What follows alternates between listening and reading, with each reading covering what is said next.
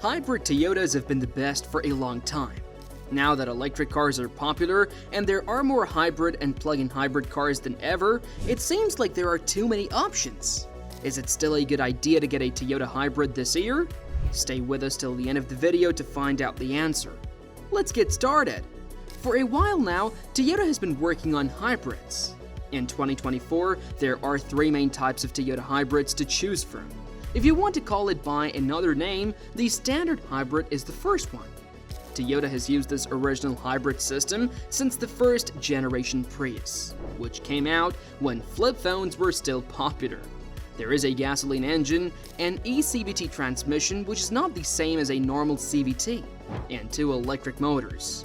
The way it works is pretty cool. The battery is charged by one motor, which starts the engine. The other motor drives the wheels and helps charge the battery when you stop. All of the parts work together like a well-rehearsed dance to improve the gas economy and cut down on pollution.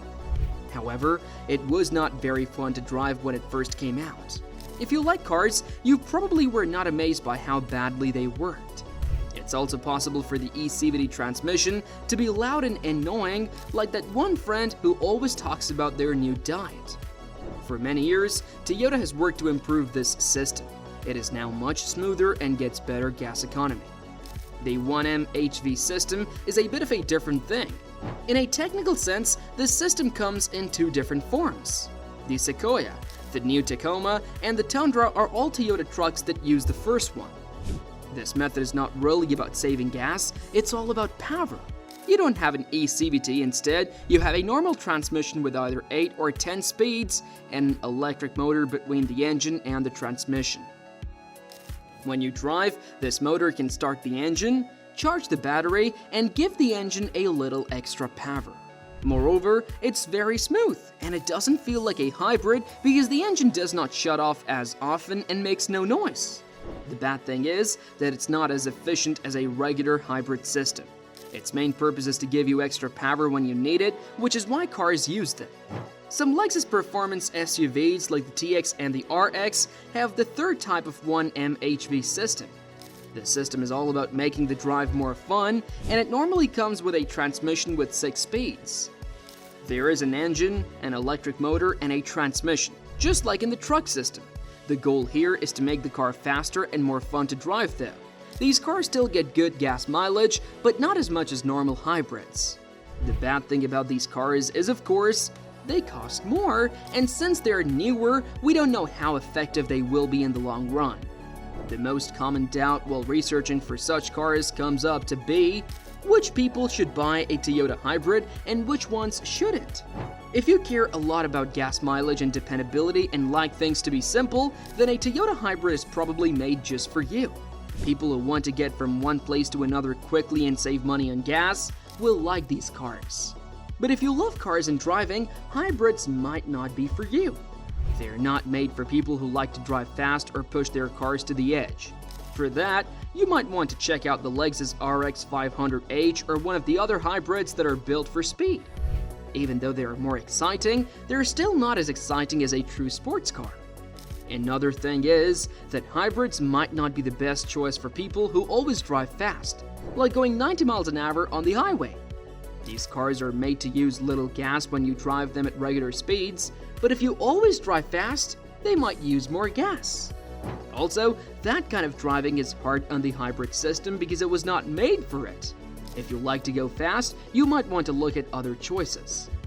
Another thing to think about is that hybrids might not be the best choice for you if you live in a cold area and only use your second car in the summer. That's because the battery in a hybrid can die over time if you don't drive it for months at a time. This could mean expensive fixes in the future. This might not be a big deal if you only plan to keep the car for a few years, though it's something to think about if you want to plan. Moreover, it used to be that if you asked me which was more stable, a regular gasoline car or a hybrid, we would have said the regular gasoline car. Gasoline cars were easier to maintain and usually worked better, but things have changed.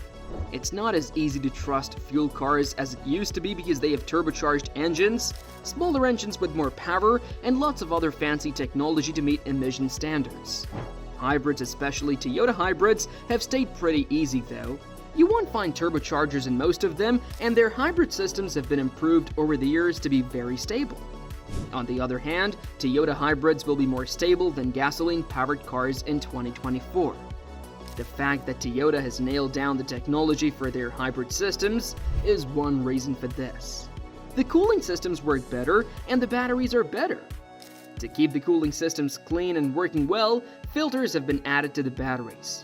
People who used to buy hybrids were most worried about their batteries dying, and that's not as much of a problem these days. Toyota hybrids have become so dependable that they are now more dependable than gasoline cars overall. Because they don't have as many extra parts as fuel cars, they are easier to fix and less likely to break down in the future.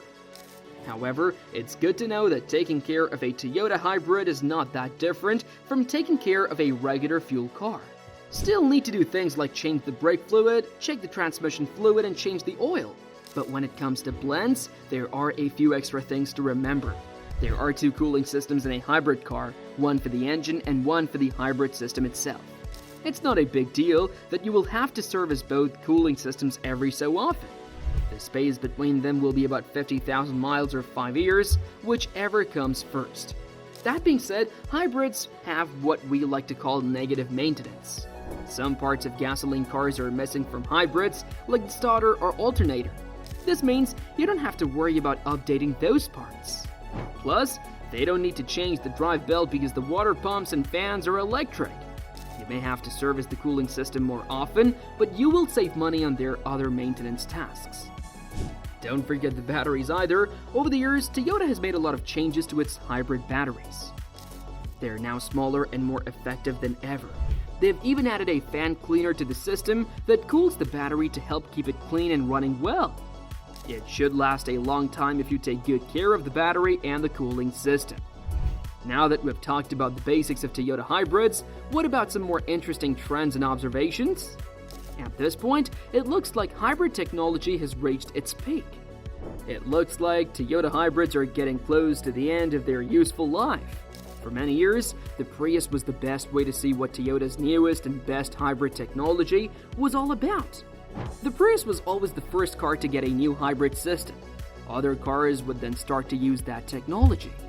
Things are a little different with the 5th generation Prius, which just came out. Toyota says this is the 5th generation of their hybrid system, but it's more like the 4th or 5th generation.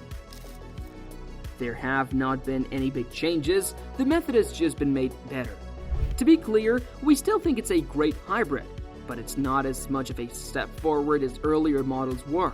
In this case, Toyota seems to have reached its high point, what their mixed technology leads them to. That's not a bad thing, it just means hybrids are completely grown up now. They have been tested, proven, and solid. But it also means that mixed technology might not make any big steps forward anytime soon. So what are your views about Toyota hybrids? Share with us in the comment section below. If you enjoyed watching the video, do not forget to like, share, and subscribe to the channel.